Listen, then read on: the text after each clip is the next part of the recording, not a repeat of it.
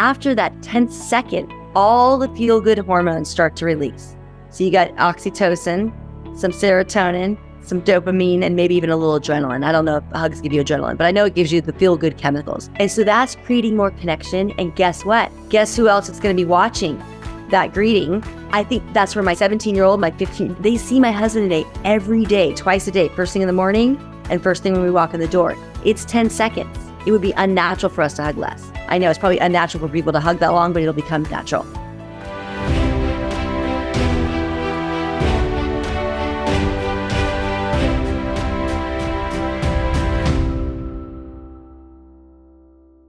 Welcome to Now What podcast with Yogi Patel. Today we have an amazing, outstanding guest, a friend and a colleague. Her name is Mary Tamborski, and she is local in San Diego, and she is a marriage and family therapist here locally in San Diego. And I've had this pleasure of being part of some of the activities that Mary has presented in the past with Positive Discipline. And it's a pleasure to speak with her today. She is a daughter of Dr. Jane Nelson, who is the founder of Positive Discipline. And she is so much more than a daughter of Dr. Jane Nelson. She is a mother.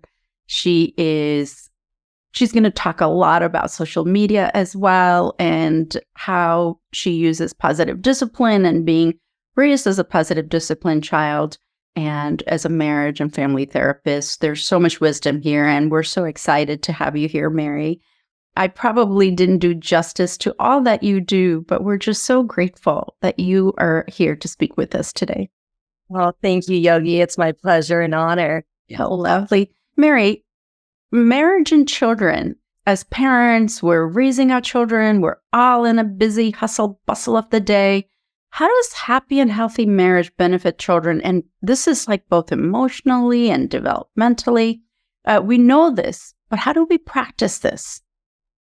Well, I think it's really important because children are always watching. And, up until even the age of 7, as we have learned, is that they're great at perceiving and terrible at interpreting. And so if mom and dad are not able to communicate effectively, the children are picking up on what they see. And then they will then, model that safe type of conflict management or lack thereof with their own parents and relationships, and then their future romantic relationships as well. And so when mom and dad can practice having calm, clear, respectful communication, dialogue, even disagreements, but more of just understanding versus like without criticism or putting the other person down, the children just learn that naturally of, whether it's just listening and asking more questions and not being defensive, or, a question versus, for example, saying, help me understand what you mean by that. How often do we get stuck in relationships because what one person says, but what we interpret is completely different. And then a child might see us get defensive. And then that becomes a model behavior of, misinterpretation equals defense. And so being able to understand that and saying, or even another, form of communication of, wow, what you just said or, did hurt my feelings. Is that what you meant to do? So imagine if a child is hearing that, you and your partner have agreed beforehand to call each other out or to remind each other, lovingly remind each other if we say something that's hurtful. And then the children are seeing that. So then it doesn't get, escalated into a deeper conflict. If you can stop it the minute we feel hurt, ouch, that comment hurt me. Or when you picked up your phone while I was talking, that hurt my feelings. And I'm guessing that's not what you meant to do. Let me know when you have 5 minutes so I can have your undivided attention. So speaking to your partner that way, your child watches that. And then guess what? Fast forward in 10 years when they're being inconsiderate or disrespectful or, just not sensitive or thoughtful to a conversation, they have witnessed mom and dad having this dialogue and in a respectful way, not as in like a calling you out way. So then if mom has it with the son in 10 years and saying, I noticed that you started looking at your phone while we were still talking. It feels inconsiderate and disrespectful. Would you like 5 more minutes to finish what you're doing? And then I can have your undivided attention versus taking it personally. We do that. We get stuck in our own, taking everything everyone does personally. And then we feel attacked and then we tack back. So That's a big answer to your question, but I think most of it is just modeling the skills. And children don't know that their skills are tools. They hear it. It's a language. They pick up on it, and then it becomes fluent because mom and dad are practicing. What you just shared is flying united, parents being on the same page, showing that mutual respect for one another because children are modeling. So what if a family that really wants all of those things, right? They just, let's say two partners, and they're raised differently. They come from two different backgrounds, and the modeling that perhaps has been, they've been, the information they've seen in their home will conflict or will be different.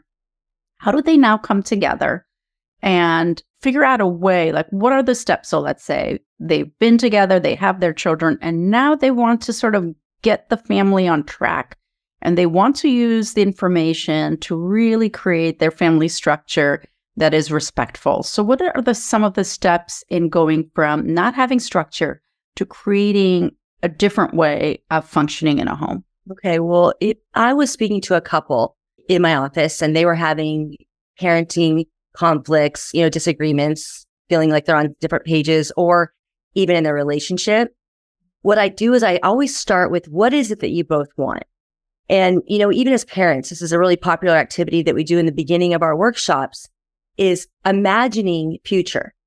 What is it, the North Star or the destination that we're trying to get to, and how do we get there? So having a conversation with your partner during a loving and connected time, so important. Again, this is highlighting the tool of connection before correction, and coming up with a plan or an agreement for your future. That's the correction. So you have to really connect first so that, both people can be on the same page. So to say, what is it that you would like to model in a relationship for our children? What are some of those different qualities? And then to go even deeper with a couple, I might say, what are some of the different models or tendencies or characteristics, qualities that you saw? Because a lot of the times we come up with what we want based off of the opposite of what our parents had, or, some modeling of what they did, but we don't even know exactly how to articulate that. They're loving, they're in love, but we don't know how do we know that they're in love? What does that look like? So being able to come up with that together, that final destination of what you both want for your children, and coming up with a mission statement, not for your children, but for your relationship and what you want your children to see.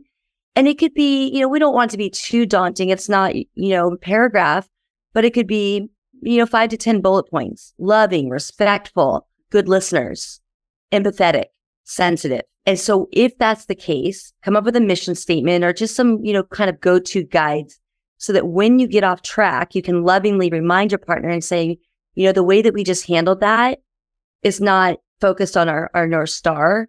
What could we do in the future? And so this is the part that relationships, I feel like this is more like a 2024 thing, because I'm really learning it in my own relationship too. And I'm going to get off track, but then get back on track, is when we have conflict, because we're going to, and I'm kind of doing this with my hand because we get flipped, we're triggered, we're human. We're going to have conflict. We're going to bring up all of our mischief with the people we love most.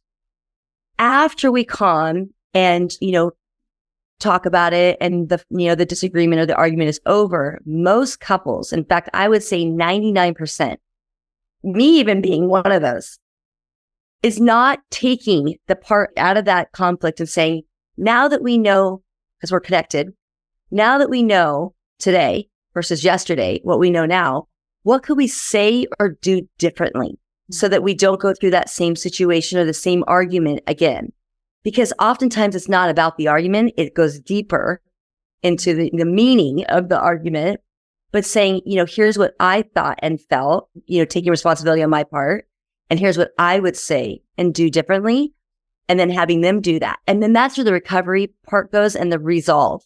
When we resolve, resolve, we break down the word, it's resolve, or resolution is resolution. We miss that. So if we know that even these people that we're madly in love with, to start, we've got 20 plus past years history from each individual side that we're now bringing, often with lots of mischief. And so we have to figure it out as we go, because we can have a mission statement and we can have a North Star, but we don't really know how to navigate through the conflict until we go through it. You can come up with different plans like, oh, I was quick to be defensive when you said X statement. Next time, I'm going to ask, What did you mean by that? Even, having this role play and dialogue with your partner for future arguments, you're also using the same skills and tools that you'll be using with your children every time we flip or have a conflict, disagreement. And we have to go back and repair and resolve it again so that we don't keep repeating the same stuff over and over again. So when my couples come in after a week or two of in between sessions and they say, we had a fight, and it's like, okay, without giving me all the details, what did you guys learn? What did you take away from it? How did you guys grow as a couple? How did you level up? And so they see me celebrating it because it's more opportunity for them to discover deeper layers of each other and then take information for the future. Wow. This is so outstanding. So this is one of the greatest ways to really get deeper into one another. And, we're always learning about our spouses and actually ourselves as well. You mentioned something about you did this with your hand. Could you explain in detail what that is about the brain regulation? Yes. And I do it all the time. Sometimes I realize I do it without even teaching or demonstrating it first, but it comes from Dr. Dan Siegel. It's based off of his work, who was a brilliant author, and he calls it the brain in the palm of the hand. And so if this was to represent our brain, the bottom of the brain represents the brain stem. This is the oldest part. This is the part we need to survive, our heart rate, our blinking, our breathing. And then the thumb represents the amygdala. And this is where all of our mischief is. This is where all of our memories are stored. So in therapy, this is where we store all the trauma. Unfortunately, unless it's, processed, it lives there. Thankfully, it's protected by our prefrontal lobe. But also here is all of our feelings of insecurity, inferiority, and inadequacy developed mostly through our thought system and our belief systems before the age of 7. And so this is like our 7-year-old self is what I say. When we're here, it's not our logical, educated, tools, mindset. It's our amygdala, which is our mischief brain. This is our intoxicated brain. And these two work together. So when we're flipped, so then our prefrontal lobe right here, the cortex, is where you and I are right now. This is where all of our logical thinking, our rational thinking, our executive function, morality. And this is when all of our ideas sound great. Everything I learn in therapy is absolutely, I'm going to apply to everything I learned in my parenting class. Of course, I know that. I'm going to do that. That makes perfect sense. And then what happens when we least expect it, we get triggered or, our buttons get pushed and we flip. And so that part of our lobe that keeps us rational is gone. So gone. And though because of mirrored neurons, when we're here, our partner, our children are also here. Mm-hmm. And so this is, our reaction. This is our reptilian part of our brain here. Reptiles eat their young. And so what we want to do is not do anything when we're here. We need to teach our children, and we do this through modeling, but we have to learn how to regulate and to close the lid down. And what you just did, Yogi, deep breath, that, counting to 10. Taking 10 deep breaths, saying how you feel, walking away, anything you can do, just that pause. When we're in a boxing match and the boxer gets knocked down, how many seconds do they get before that bell dings? 10. So it's we have to no matter what, this is what we got to teach our children. This is part of emotional intelligence, is self-regulation. And so this is a learned skill. This isn't something we're born with because no baby is learning how to regulate when they're upset. We have to do that for them. And as they get older, they learn how to regulate. And mom and dad, that double breath, that pumps that nervous system, that break. And we do that. It's over and over again through repetition, through consistency, and through the discipline of us teaching it through our children, our disciples. They're learning through us. We don't do anything when we're here. And so I remember when the pandemic was just starting and I was just all the time, I don't need to tell anyone why. And I said, family, I have an announcement. Mom is not going to speak when I'm mad. I can't even form a sentence without irritation, without frustration, without anger, without stress. So if I'm upset, I'm not going to talk. And they're eating dinner and they're like, this is, decide what you will do. and follow through. So this is my decision. I'm deciding I will not speak when I'm upset. And so they, eating their dinner and they're like, okay, mom, sounds great. Maybe that day later or, next day, my 8-year-old at the time said, Mom, why are you talking? What do you mean, why am I talking? Because it's time for bed. I go back and he's like, you said you weren't going to talk when you're upset. And I was like, so now we're going to modeling, right? So now I take that deep breath and walk away. And then the next day, this is where it catches you by surprise through the modeling. He says, Mom, I'm not talking right now. And I said, you just were talking, but I don't say that. I said, why not? He says, because I'm too upset. So when we model for our children how important it is just to zip it, I see it in adults. But why would we ever expect our children to be able to control their behavior? This is one of my mom's favorite, quotes, when we can't control our own. And it starts when they're small. And so we have to teach it even to our couple. So back to even a relationship with conflict management, 20 years, 25 years difference, each style, however you were raised, your partner is going to handle conflict the way they were raised. They handle conflict or completely opposite. So maybe that's avoid it. They shut down. Don't want to talk about it. Sweep it under the rug. That's one way. And another partner might want to talk about it right now. I can't sleep. I'm anxious until we solve this problem. I don't care if you're mad. I can't calm down until we talk about it. And so they're living, here, but this person knows I can't talk when I'm here. So this is when you go back to your agreements when you're calm. We both know, like, you get anxious while I calm down, and I get, threatened when you force me to talk about it when we're upset. What would be a reasonable win-win solution that we can both agree on for how to come back and talk about it when we're calm? And it's beautiful. I see it happen all the time in my office. I'm pointing at my couch with couples. And they say, okay, and they might even come up with a further agreement to say, I know you need to talk about this now. I love you, and I'm too upset to talk about it now. And the anxious person will say, you saying I love you, take as much time as you need. Because when I'm in my 7-year-old self, I don't think you're going to talk to me for a week. I think that you're going to punish me with the silent treatment. I think that you're going to seek revenge. So it's like, if you can just say, I love you and I need a minute, you say that to your children, you say that to your partner, you say it to your colleagues, people respect it. And the more we practice it, that becomes part of our condition. We're humans who go through our conditioned behavior. And so we have to recondition this, mid part of our brain to take that breath, to walk away.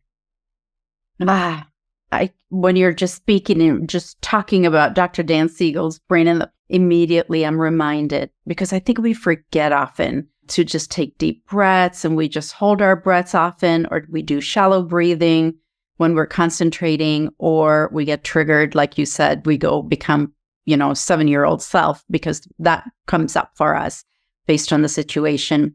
If you like the content, what you're hearing so far, please don't forget to push that follow button. You're listening to Now What Podcast with Yogi Patel, and we have Mary.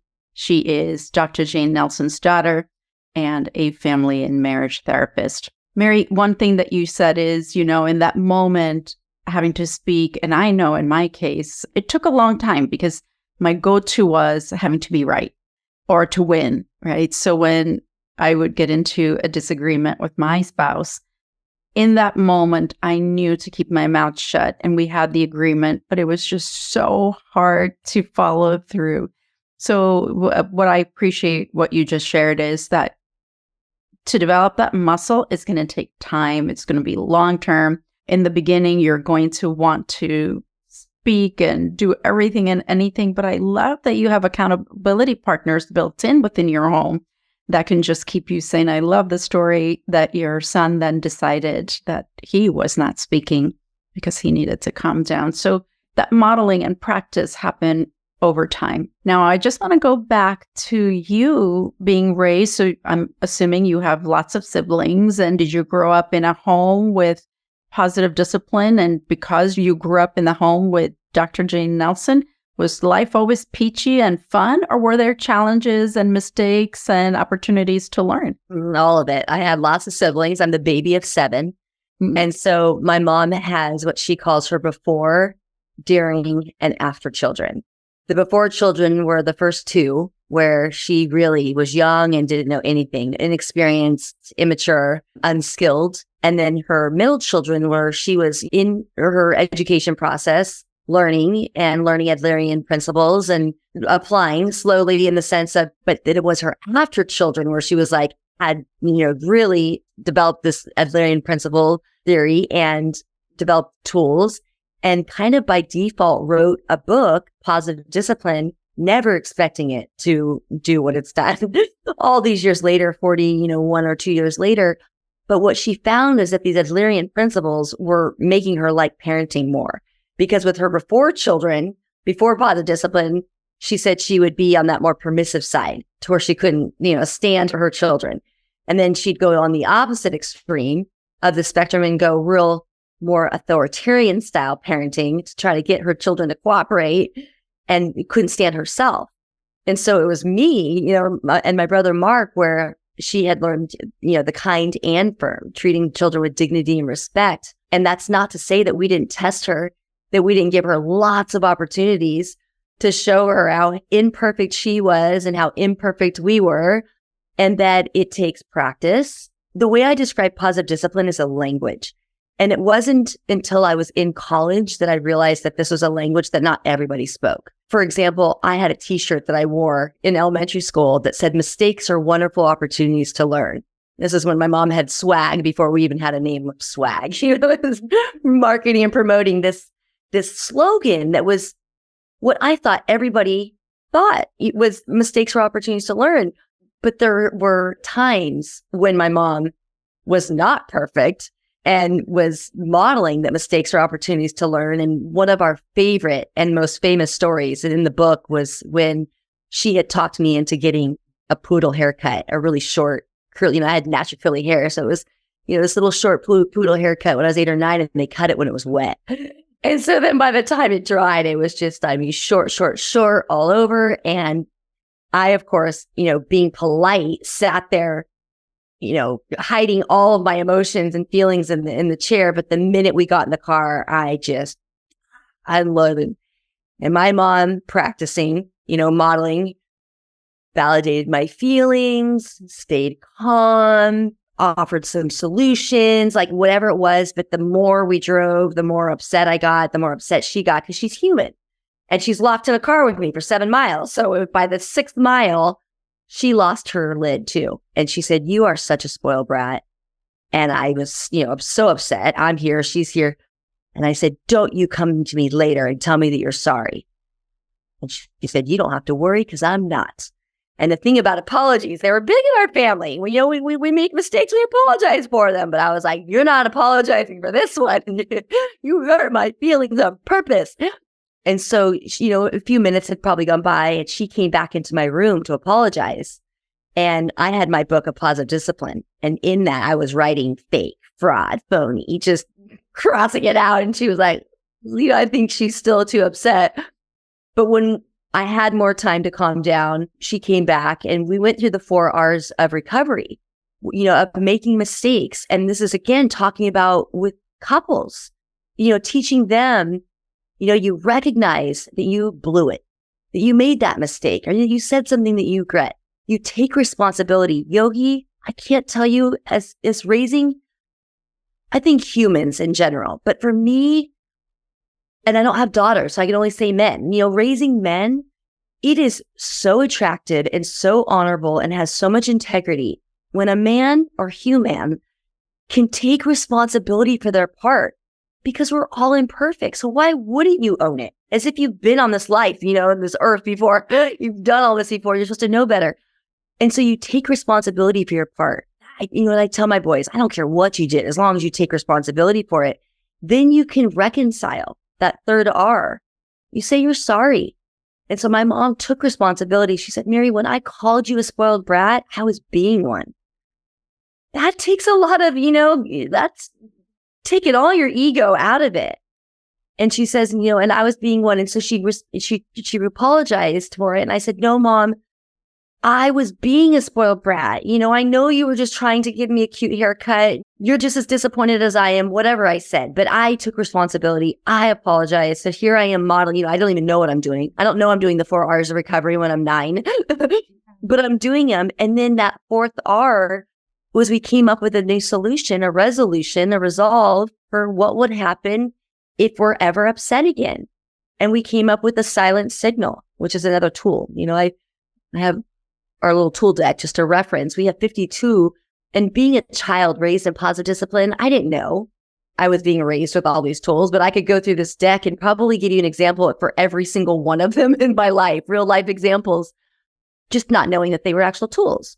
And so, to answer your question, it's a language that you're being spoken to.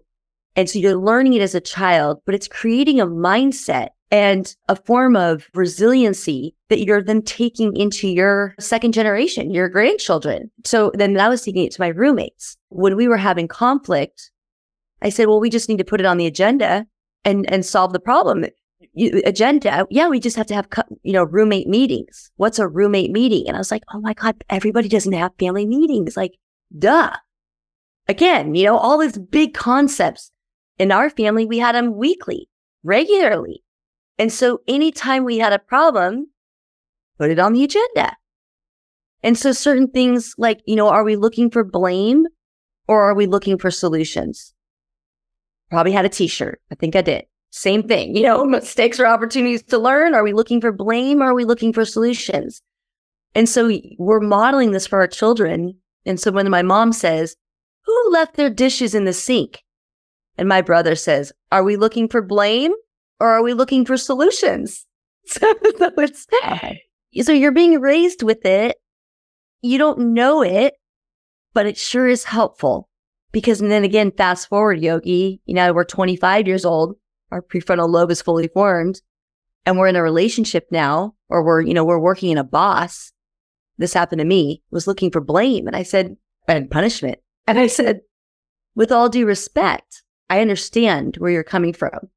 But it was such a foreign concept to me. I was like, couldn't we come up with a solution that would be more in the sense of related and reasonable? Because, what I'm learning from it is this, but what you're punishing me with is this.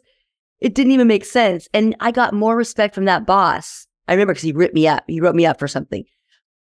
And I wasn't used to that. Like a punishment? Right up. And so I talked to him and we connected and then we came up with a new correction. And it was, the rest was history on that part. But again, it was a concept that I didn't even understand. I could respect it. I mean, I'm used to getting a ticket for speeding, or a traffic violation, but punishment is it's not helpful. Bosses don't know it. A lot of parents don't know it. They're doing it to motivate us. And so being raised in a family with empowering, encouraging Adlerian principles, children are not victims. They become problem solvers. They become solution focused. And so I just feel so grateful, Yogi. I never knew what an honor and a privilege it was until, I got outside of my sheltered little bubble world and saw what, others have experienced through punishment long-term and what others, experience through modeling in relationships long-term. It's just such a privilege to be able to teach it to my kids and to anybody else who will listen. Yeah, it's a privilege for me. I raised my 2, as you know, with positive discipline and had the 2 schools, and teachers and parents were given this approach. And the reason why I liked it is that it took the shame out, right? And for us to also be fine where we were, like yeah, sure, you're going to make mistakes and your past little self shows up when something happens. We all are humans. There's ego involved, there's personalities, and there's beliefs and all sorts of stuff that you bring to the table. And then, you're working with colleagues. They all have their own or parents, and they have their own and children. So it's that negotiation. Like you said, it's not something that there was a memo or we've been on this earth before and we have the experience. And that's life, right? Of course, we can make a meaning of what life is. And if I posed a question, what does life mean? And everyone will have a different response to it. What I also understand is, are you a parent looking to motivate your child? And are you looking to punish them or take things away? And what are the end results?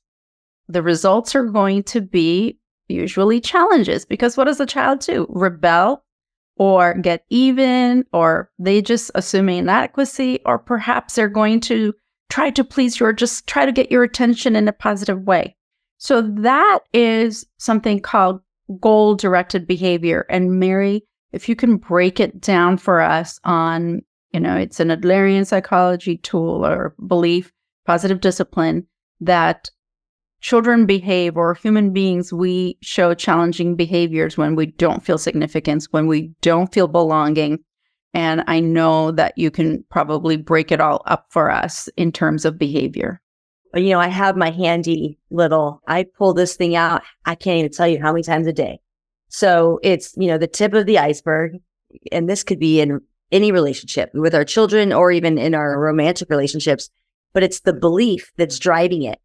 And at the very, very bottom is that need for belonging and significance, what we're all born innately to have. And when we don't have it, we find mistaken ways. One of the more interesting or latest distinctions between belonging and significance for my mom, because they sound a little synonymous, is belonging is that unconditional love that parents have for their children. I think we, our little children in utero were, already feeling that sense of belonging from even just an energetic stance of what mom was sending that baby. And they come out to this world just loved on, hopefully, right? It's what I want ideally. But significance isn't something that we necessarily give our children. This is something that they have to develop on their own. And she describes this through responsibility and through contribution, which is a gigantic principle in Adlerian psychology, Gemeinschaftsgefühl, right? We all love that German, complicated to say word. It's that innate desire that we're born with, that children want to feel that sense of significance. And when you go back into the days of, early human existence, we needed to feel significance and belonging to survive in a tribe or in a village of, to get just food and shelter alone. So it's innate and it's necessary. And when we don't feel it, we'll find mistaken ways. So as far as what I've noticed, whether it's in relationships with romantic relationships or with parents or parenting, is that we have to figure out what it is, the meaning.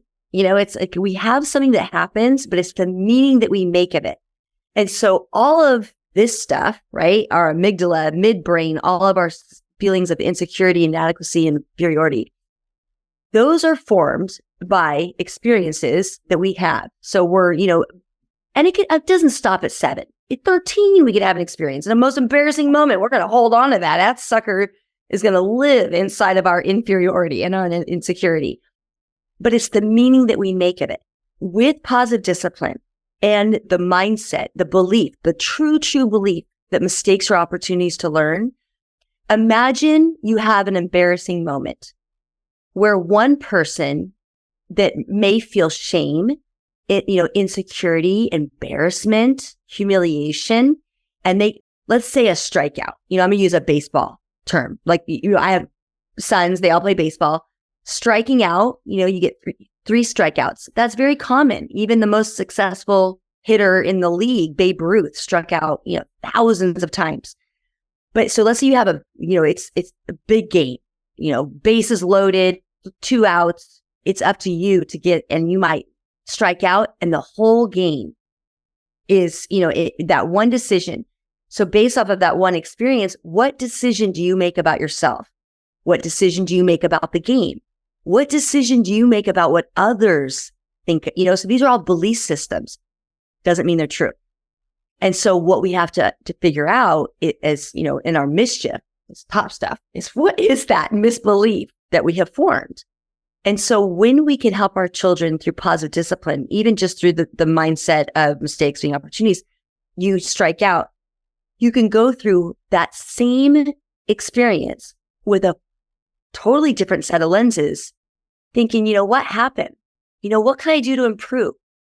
I wonder what others think when it's with more empathy, with more compassion, with more grace, because that's how you look at life, because that's how your parents are showing up. It's like they're showing you in the sense of your strengths. And you're also learning adversity and resilience because you know what? You're not going to get a home run every time. And then you're going to learn how to survive the disappointments of the strikeouts in life, but with encouragement, with empowerment that you're imperfect. So I don't know if that's a good example or even answers your question, that we have an experience, we make meaning of it, and based off of that meaning, it can either serve us in life or it can be a disservice to us in life. And so we want to have our children make the most beautiful, meaningful interpretations of their experiences as just growth, as evolving, as opportunity. Beautifully explained, the beliefs that can show up, and those beliefs we are making, or children are making, and even us, we keep layering on these beliefs that we made, and they show up for us. The belief gets us into, like, so when we don't feel the significance, when we don't feel that belonging, when we aren't contributing, and the outcome invites us to that challenges that we show up. It's a mistaken way that we find that significance and belonging. And children, they don't have the language. They're learning all of this stuff. The actions are not to be taken personally because it's just how they're figuring things out. Which reminds me of, one of our favorite Dreiker's quotes, Rudolf Dreiker's quotes is, a misbehaving child is a discouraged child. And that's what I love about positive discipline, is that every single tool is encouraging. Is that not only did I like being a mom better, but my children liked being parented by all of these encouraging tools because they're still learning and you're still getting results. You still get them to cooperate, but they're learning long-term, and you're not, as a therapist, you're not messing with their psyche, with their insecure self, with their confidence. So this tool cards, it's interesting because when I was raising my children, now they're 28 and 30. However, I remember using the app. So even as a parent, I was practicing positive discipline, and I often was stumped. Like in some situations, I had no idea how to show up. And just, the way to just shuffle the tool cards, and then the first one that pops up, usually I just gave it a go. And that's how I was. So even switching it up was so fun because my children usually knew the behavior that was going to show up, because our children know us better sometimes and know exactly how to push our buttons to get what they want. And having the surprise of a new way that I would show up was surprising, not only for me, but my children.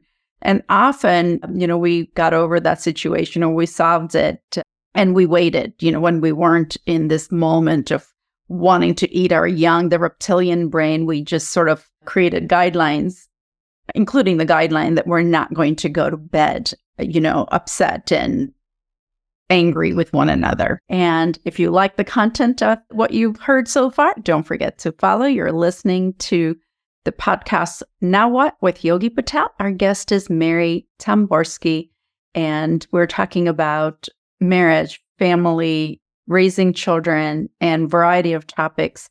So talking about technology, Mary, I had to find your number or your email address or something because I didn't have access to it.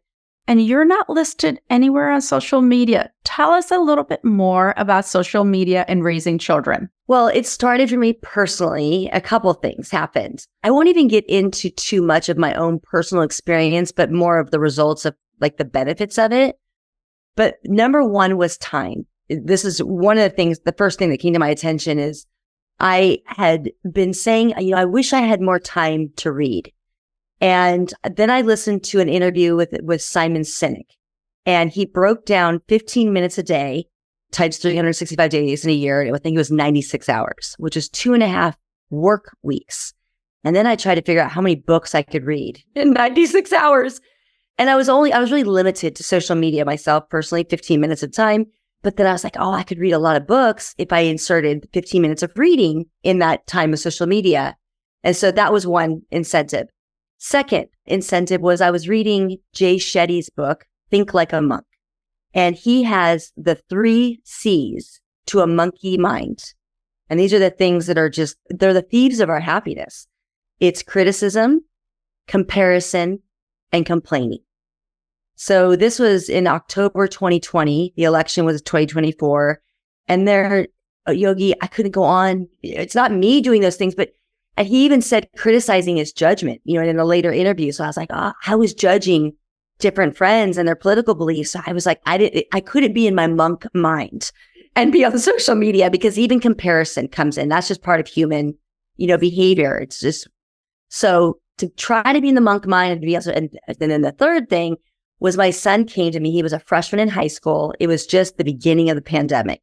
So, he did middle school online, and then he was going into high school. And so age appropriate girls searching his name, mother's name, finds my Instagram, posts of cute, adorable pictures of them as babies, as sweet little boys, and then were screenshotting them and harassing him. That day, I deleted my account.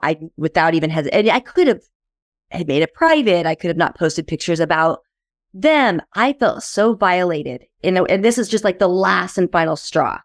And I said, for what? Like, for what? And the thing is too, Yogi, is my career, thankfully, gratefully, in my private practice was taking off. I've had a wait list for almost 2 years. The last thing I needed to do was network. I didn't need to be any busier. And I noticed too, like when I was on social media and promoting my business, I was getting all these amazing opportunities. So I'm not saying I won't be on social media in the future for my business, but for the sake of my children's privacy, their permission. I didn't even have their consent. See, posting all these pictures of them and their life, and then you're behind a camera. If you're taking these pictures, that's the first step. And then you're posting them for everyone else to see. And the third thing, I'm going to reach for my phone. When you're on your phone, what your children see is you not engaged to them, you not paying attention to them, more into what people are saying. Now, when I'm taking a picture, are you posting it? What are you saying about it? Let me make sure I look good enough. How's my hair? It's like there's all these other things rather than just being in the moment, which is what I live and breathe for, Yogi. It's like my soul's mission since the pandemic is to be present in this moment right here and now. And it's just not possible with our devices. And it's definitely not possible when we're on social media. So for my children, and I don't want them to be on it.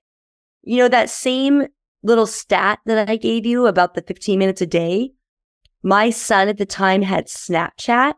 And there's this feature where you can send a streak. You get streaks. I'm not going to even explain it right because I've never been on Snapchat. But you take a picture of anything and you send it. And this keeps a back and forth streak. So you can have 575 days streak with this person that you don't even talk to, but it's a streak. So we added up the streaks, Yogi, and I asked my son, I said, how long do you think it takes you to make a streak? And you have streaks with multiples of people. He had thousands, Yogi, thousands of streaks. And I said, even if it was 1 second per streak, do the math. Modeling, this is, there's a feature, your little activity we do in positive discipline where we, wave our hand around. And I say, now place your hand on your chin. And it doesn't matter which country I do this in. And I say it again, chin. I might even translate into the language, chin. And they're kind of confused. Like, what do I do? She keeps saying chin, but she's got it on her cheek. So we have to know with our children, if we're going to model and get on them about the time that they're wasting and not being present and not, being in touch with their family, their, friendships real time, we have to practice it ourselves. And so my son knew where I was going because I had shared with him the statistic that I had learned about the 15 minutes a day.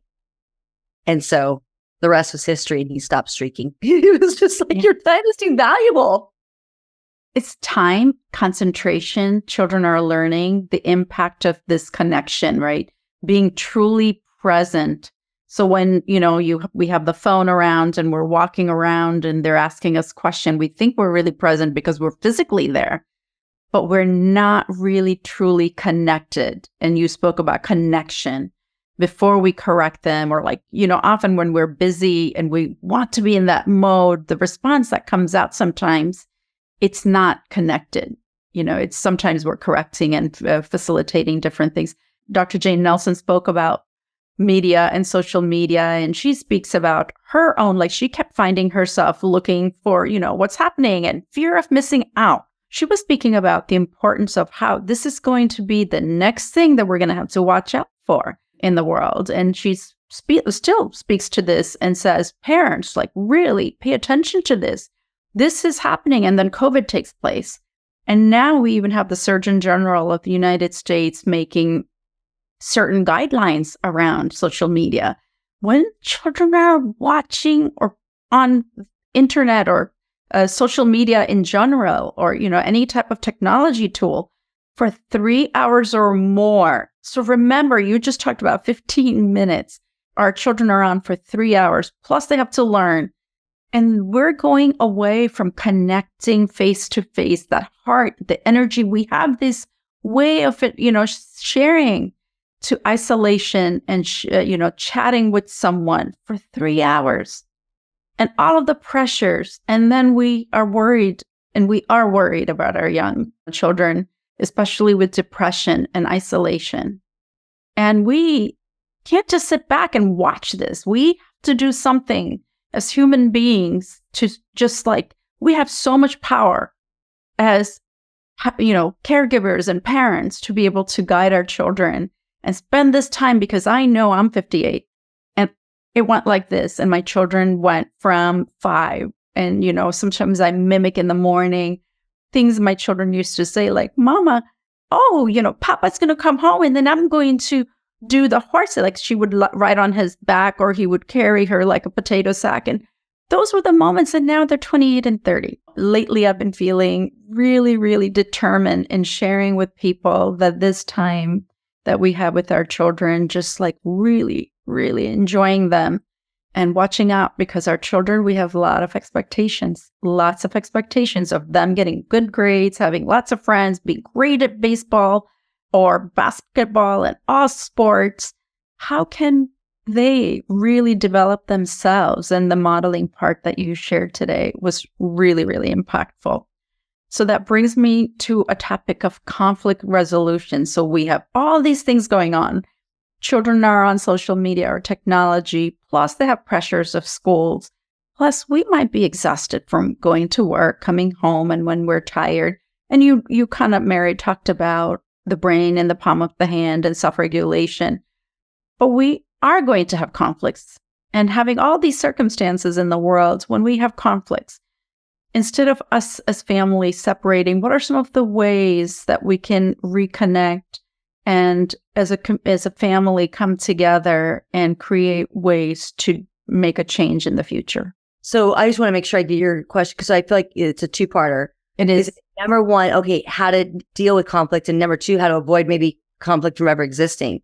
I'll start with the latter, because when, like we said, a misbehaving child is a discouraged child, a misbehaving partner is a discouraged partner. It's like figuring out how to connect, what their love language is. But more than anything, it's just to me, it's time and it's effort. It's intention. And so being raised with positive discipline, and one of the solutions that we came up with as far as date nights and how to stay connected as a family was rotating date nights. And I have so many fond memories, Yogi, because it would be mom and daughter one week, and during that same week, father and son would go. And then the next week we would switch, father, daughter, mother, son. And then the third week they would do a date. So that's really important for children to see, mom and dad fostering their relationship, making it a priority on the calendar. And then the fourth week of the month was everybody together, family fun, like family date. And then we would take turns planning. And so, Yogi, if it was my turn with mom, I would say, what's our budget? So if it was less than $10 or free, or maybe it was like $100, it was back to school shop, whatever it was. And then we got to plan. We would take turns planning. So mom would plan one date and then I would plan a date.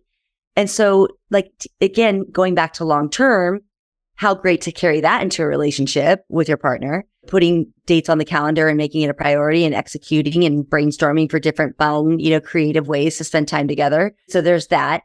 And then also rituals. Because to me, what I've learned till now, 49 years later in life, is that it's more about quality than quantity. My mom was busy. I was the baby of 7. In the sense of time, I probably got the least amount of time with my mom.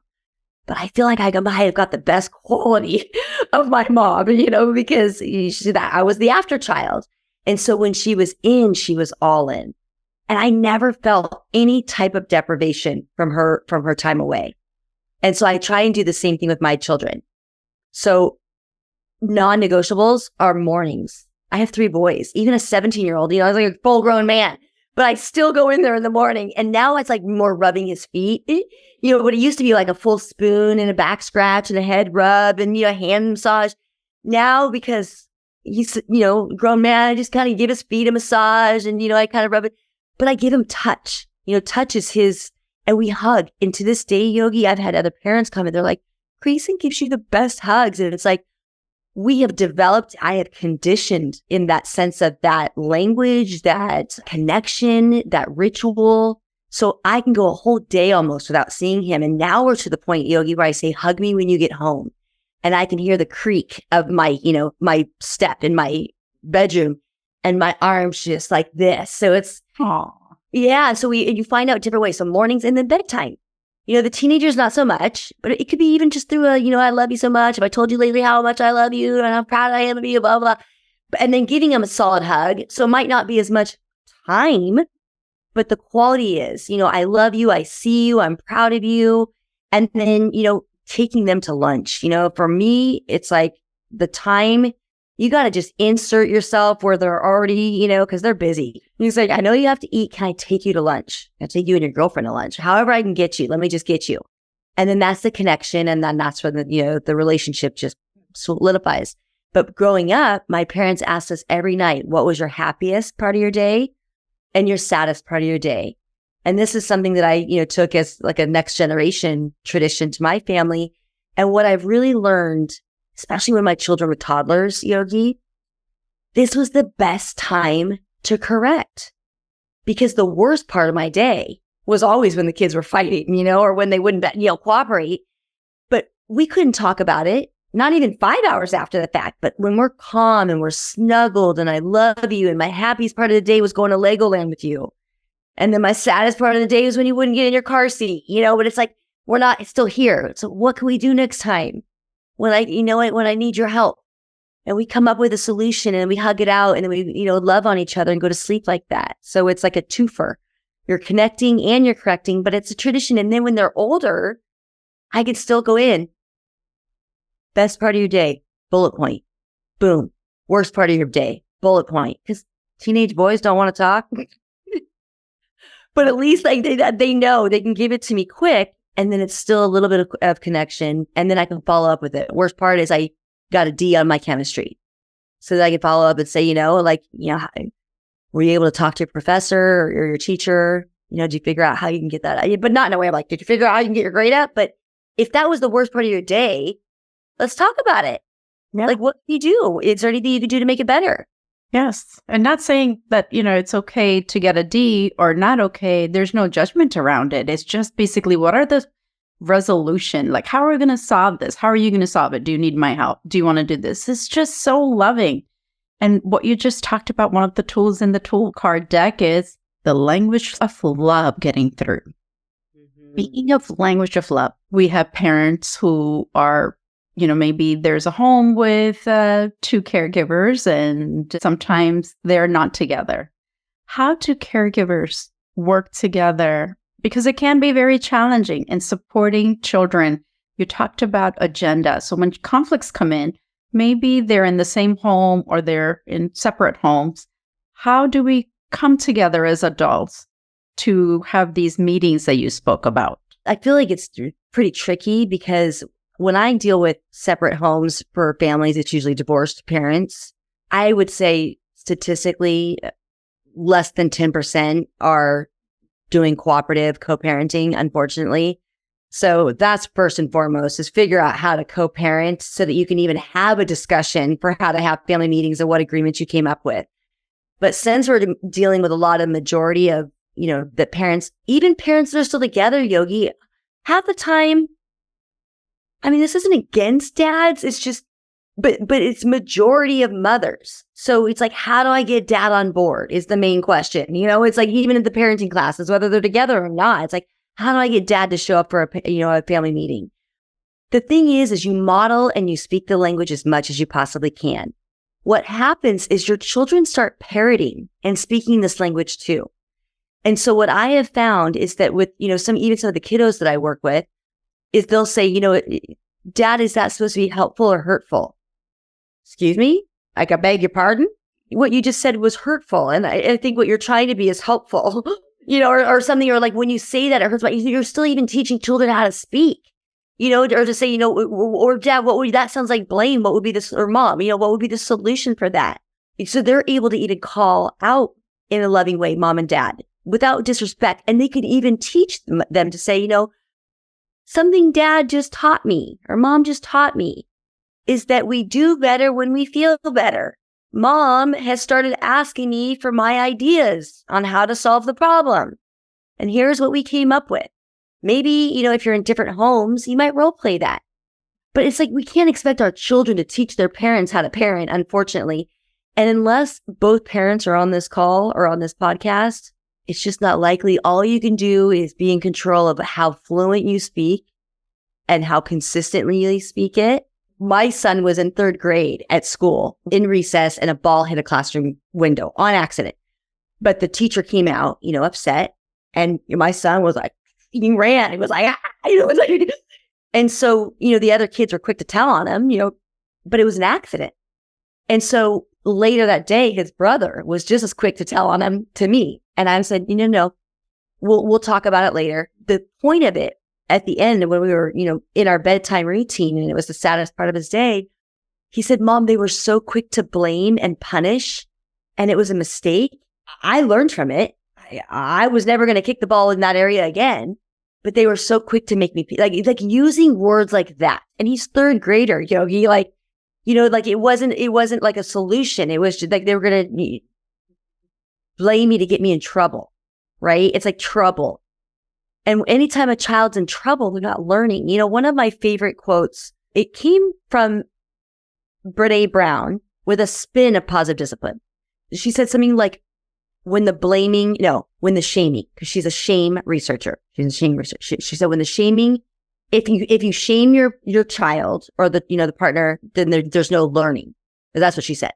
And so what I, came up with is like, when the shaming and blaming begins, the learning ends. And so this is with adults and this is with children. And so again, it's not our job to have our children teach our parents, but if a child could articulate to say, it makes me sad when you, or it hurts my feelings when you, and I would rather focus on a solution to learn from this. I mean, I don't know, Yogi. It's tough. It's tough when both parents aren't on board. And sometimes the opposite parent might even rebel against these new models or these new methods just because it's coming from an opposing partner. But if the child is in the same home, asking versus telling, limited choices, offering a hug, validating feelings, these are tools that you do that are subtle, that your partner or your in-laws are going to pick up on. So you don't necessarily teach it, and this tool, you just model it, yeah. Yeah, and then this one's like do versus don't. So you personally start saying, do you want to yell outside or in a pillow? Versus don't yell. Do you want green beans or broccoli? You decide. Limited choices. What's your plan for getting to bed on time? You're asking these so your children are learning, but your partner is too. So I think that's the only thing we can do is control what we'll do. And hopefully, it's infectious enough that it carries on to others' ears and eyes. Yeah, I love that you shared this, and also about how you made time as you were growing up. Your parents did the same for you, and you do that for your children where you take them to lunch. What are some of the ways that couples can stay re-engaged? I know that when we took the parenting seminars, thank goodness our children were younger, and my husband and I always did date night. But what are some of the ways? Because you do have Keeping Joy in Relationship training as well. So I'd love to get a few tools on how couples can really keep their relationship fired up, ignited, excited, that they fill up, so they have enough to give to their children at home. Yes, this is, you see me light up. I get so excited for this topic. And, these tool cards came about from the parenting tools. It was from Therese Bradshaw that was practicing with her husband. And they just did the parenting tools, but like even silent signals, they came up with their own silent signal, and we created silent signals for couples. But she said after doing these tools with her husband, they felt like they were back on their honeymoon after 25 years of marriage. So I get fired up. I practice these in my own relationship. My husband and I are celebrating. We're 27 years together. So we're almost as old as your children. That's how long we've been together. And it goes fast. It goes really fast. And we've also learned a lot. We've evolved a lot. We've changed. I'm going to share 3 of my favorite tools that your listeners can use starting today. And your partner is going to be like, what are you listening to? Or what are you watching? Because they'll know. So my favorite, I say favorite to all of them because they're all my favorites. One of my favorites and the easiest and fastest is greetings. So the way we greet our partner, it's a tool. We say, greet your partner as if they're the most important person, drop everything but the baby and greet them. And even when I'm doing couples counseling, I always see each one individually first. And so when whoever comes first, their homework that night is to hug their partner for 10 seconds. And I say 10 Mississippi, 1 Mississippi, 2, that's a second. And I say, and after 8 or 5, they're going to tap out. They're going to like, is everything okay? And you're going to keep holding on, because what's been scientifically proven is that after that 10th second, all the feel-good hormones start to release. So you got oxytocin, some serotonin, some dopamine, and maybe even a little adrenaline. I don't know if hugs give you adrenaline, but I know it gives you the feel-good chemicals. And so that's creating more connection. And guess what?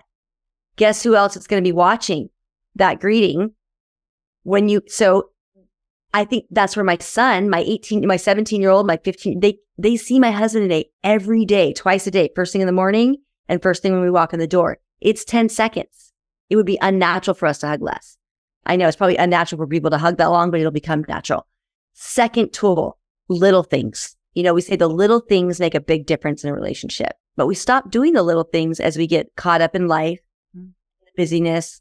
And unfortunately, our partners, if we were to have like a scale, or a pyramid, they usually fall really to the bottom of the list. And so we want to put them back up here because, again, it affects how we feel individually. It affects what our children are seeing and the whole family as a nucleus. So what your question would be is, so Yogi, if you were my partner, I would say, honey, what would be 3 little things I could do every day to make you smile?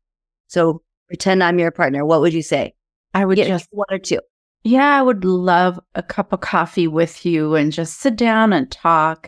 And then in the evening, just when we're winding down, I would really like you to put your computer down and just listen to me. Okay. So Yogi, I'm glad that you and I are doing this as an example, because this is so typical. What you asked for is medium and large because little things, and that's perfect. I'm not saying don't ask, ask for those for sure. But, that could be on your couple's meeting agenda.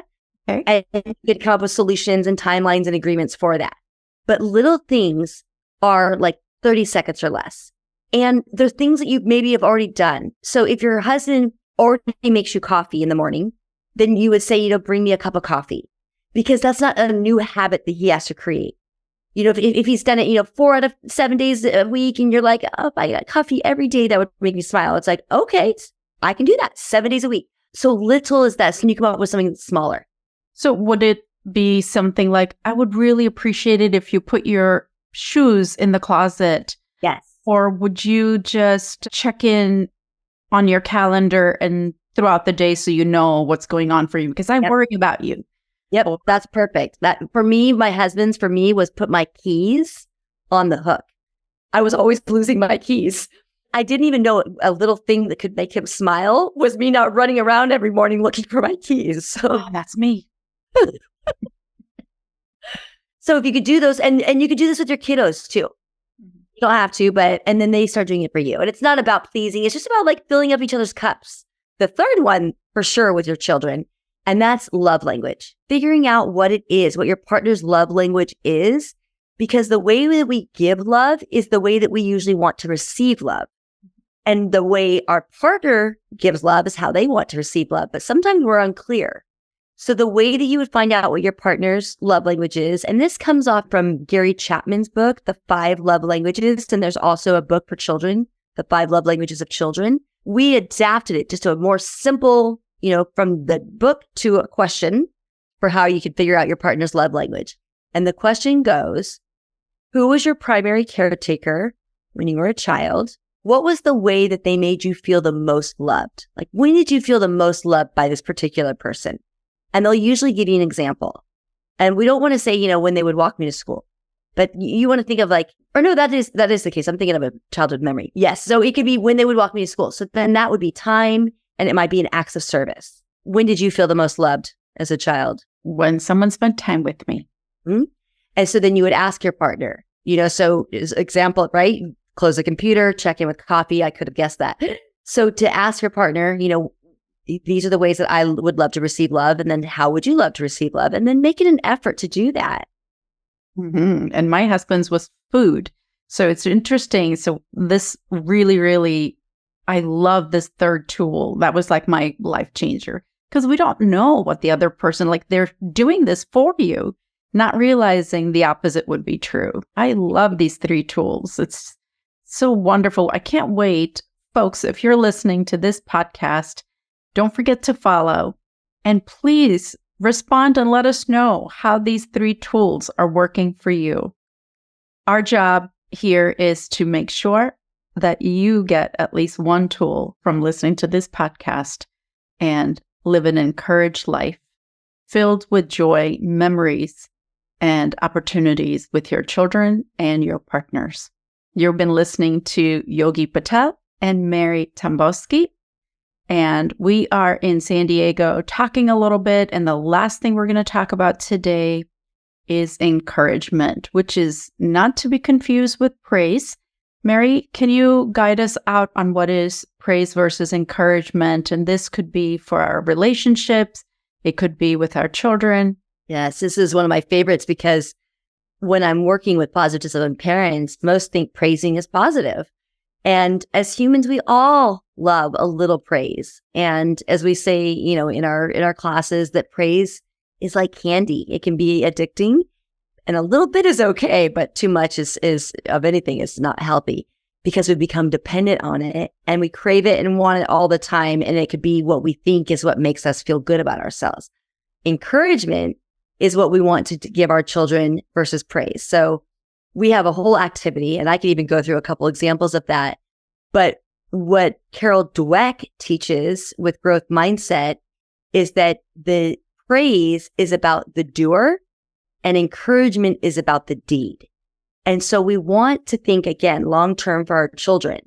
When I fail at something, I don't want to think that I'm a failure. I want to have a growth mindset instead of a fixed mindset. Again, this is Carol Dweck's stuff, but a fixed mindset is somebody that is not brave or courageous or willing to take the risk and chance to fail. They would rather play it safe. And this could be in, fear or protection of humiliation, embarrassment, failure, all the things. But a growth mindset, and this is, children that have been raised with more praise, because it's like all they've, been conditioned and believe is that I'm a good girl, only, but it's like an only if thinking. When I please you, when you tell me, and if I don't hear it, then I may not be it, or I definitely won't believe it. Encouragement is going to, in the sense of that inside, that intrinsic sense of motivation and that intrinsic sense of empowerment and learning and resilience and that growth mindset, so that when children are encouraged to do something, when they fail, it isn't even seen as a failure. It's seen as more information. So it's like, now and it's just like the tax of success. So that is going to help your confidence overall, your self-esteem, your self-worth, the value. Your value isn't affected. Yes, we want to encourage our children, and we say children need encouragement the way a plant needs water. And so, I have plants all over my office, and I have to water them almost every day with all my skylights. Same thing with your children. Encouragement. I see you. I appreciate you. I noticed that.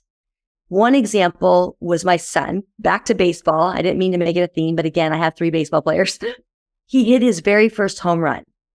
8 years old again, just happened to be 8, over the fence. And you can imagine, Yogi, as a parent, I mean, you're just so excited for them. It's like, oh my God, everybody's cheering. You get the run, you get he got all the high fives.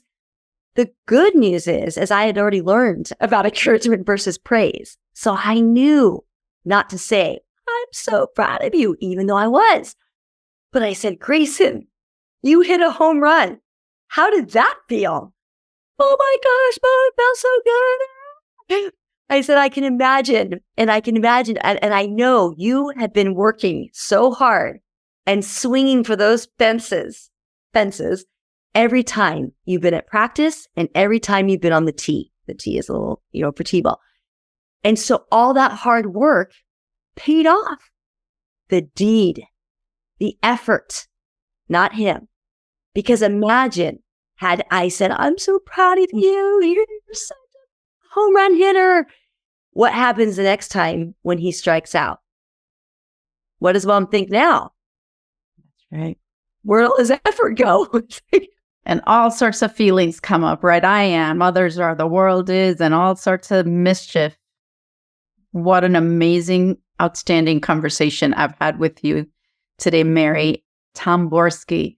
And you're listening to Yogi Patel and Mary Tamborski on Now What podcast. And please don't forget to follow.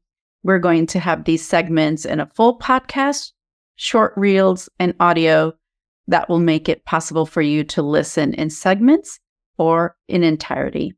Thank you for joining us. If you like the content of this video, please don't forget to follow. And also, if you want more information, visit the website, yogipateltte.com.